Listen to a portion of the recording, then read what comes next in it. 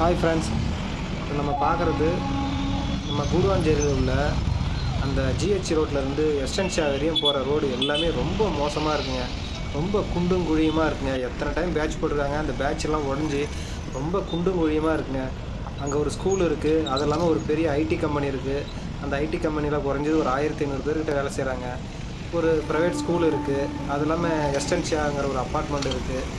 அதில் எவ்வளோ வாகனங்கள் போயிட்டு வருது பாருங்களேன். இந்த ஸ்கூலுக்கு டெய்லியும் வந்து பசங்களை கூப்பிட்டு போயிட்டுருக்காங்க. ஆனால் ரொம்ப ரிஸ்க்காக இருக்குங்க. அந்த மேடு பள்ளமாக இருக்குது பார்த்தீங்களா, எப்போ எது நடக்கும்னே தெரியாதுங்க.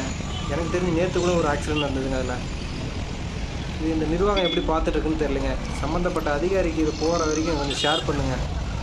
ஏன்னா நம்ம கவர்மெண்ட் எப்பயுமே வந்து ஏதாவது ஒன்று நடந்து, அங்கே ஒரு இன்சிடெண்ட் நடந்து, ஏதோ ஒரு அசம்பாவிதம் நடந்த பிறகு தான் வந்து ஸ்டெப் எடுப்பாங்க.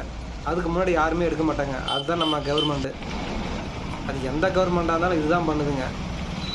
நான் வர்றதுக்கு முன்னாடி தடுக்கவே மாட்டாங்க. அதனால் வந்து ஏதோ ஒரு அசம்பாவிதம் நடந்த பிறகு தான் தடுக்கிறாங்க. இவ்வளோ மோசமாக எப்படி பார்த்துட்ருக்காங்கன்னே தெரியல. அவங்க வீட்டு பிள்ளைங்களாக இருந்தால் விடுவாங்களா? ஏன்னா இந்த பக்கம் அந்த ஸ்கூல் இருக்குது, அந்த ஸ்கூலுக்கு அழைச்சிட்டு போகும்போது ரொம்ப டிராஃபிக் ஆகுது, ரொம்ப மேடு பள்ளமாக இருக்கிறதுனால ரொம்ப ஆக்சிடென்ட் நடக்குது. ஏதாவது குழந்தைகளுக்கு ஏதோ ஆச்சுன்னா யாருங்க பொறுப்பு? அவங்க வீட்டு குழந்தைகளாக இருந்தால் விடுவாங்களா? இது அந்த நகராட்சி வந்து சரி பண்ணணுமா, இல்லை இந்த தனியார் நிறுவனங்கள் சரி பண்ணுமா, எதுன்னு தெரியலைங்க. ஆனால் இது அவங்க கண்ணில் படுற வரைக்கும் கொஞ்சம் ஷேர் பண்ணுங்கள். ரொம்ப மோசமாக இருக்குங்க ரோடு. தேங்க்யூங்க.